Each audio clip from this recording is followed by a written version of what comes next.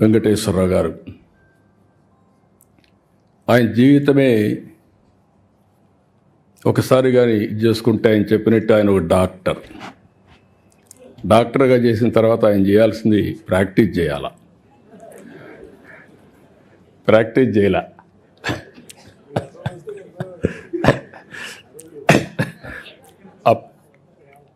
మంత్రిగా ఉండి డాక్టర్గా ప్రాక్టీస్ చేశాడు, అది వేరే విషయం. ఆయనకు మెడికల్ అండ్ హెల్త్ మినిస్టర్ ఇస్తే ఈయన ప్రాక్టీస్ చేశాడు, కానీ డాక్టర్గా చదివినప్పుడు చేయలేదు, అది నేను చెప్పేది. కానీ డాక్టర్గా చేసి సినిమాలు తీశాడు. అంటే ఒక జీవితంలో ఏ విధంగా ఉంటాయనేది ఒక ఎగ్జాంపుల్. 5 సార్లు అసెంబ్లీలో మినిస్టర్గా, ఎమ్మెల్యేగా ఉండి, మంత్రిగా ఉండి, ఒకసారి లోకసభ, ఒకసారి రాజ్యసభలో మెంబర్గా ఉండి, ఇలాంటి ఆలోచనలు చేసేవాళ్ళం ఇప్పుడే వెంకయ్యనాయుడు గారు చెప్పినట్టు తిరగాలని ఆలోచిస్తాం తప్ప మళ్ళీ పుస్తకాలు చదవాలని ఆలోచించాం. తిరగడానికే సరిపోతుంది, అది ఒక వ్యసనంగా తయారవుతుంది. ఇప్పుడు వెంకయ్యనాయుడు గారు ఉండలేరు. ఆయన అంటున్నాడు, నేను రిటైర్ అయినాన్ని, కానీ రిటైర్ కాలా. మనిషి రిటైర్ అయ్యాడు కానీ మైండ్ మాత్రం శాశ్వతంగా రిటైర్ కాదు. ప్రజాహితం కోసం నిరంతరం ఆలోచిస్తూనే ఉంటుంది. సమాజం కోసం పనిచేసే పరిస్థితికి వస్తారు. అదే సమయంలో వెంకటేశ్వరరావు గారిని చూసినప్పుడు మనిషి ఇంతమంది భరత్ చెప్పాడు.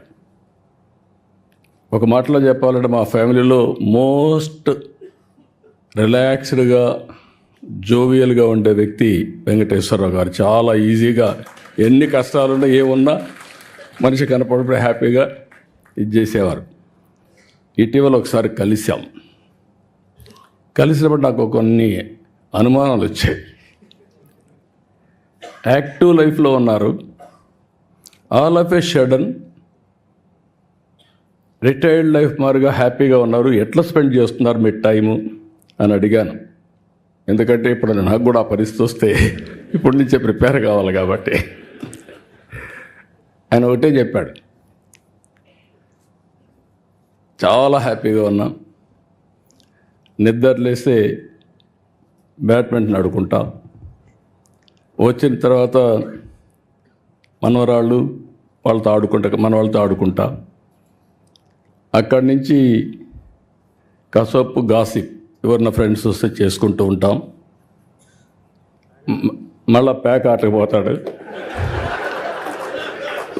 మధ్యాహ్నం అయితే ప్యాక్ ఆటకు పోతా, ఆడొక 2 గంటలు ఆడితే మైండ్ స్టిమ్యులేట్ అవుతుంది, హ్యాపీగా వచ్చి నిద్రపోతాను. What a wonderful life.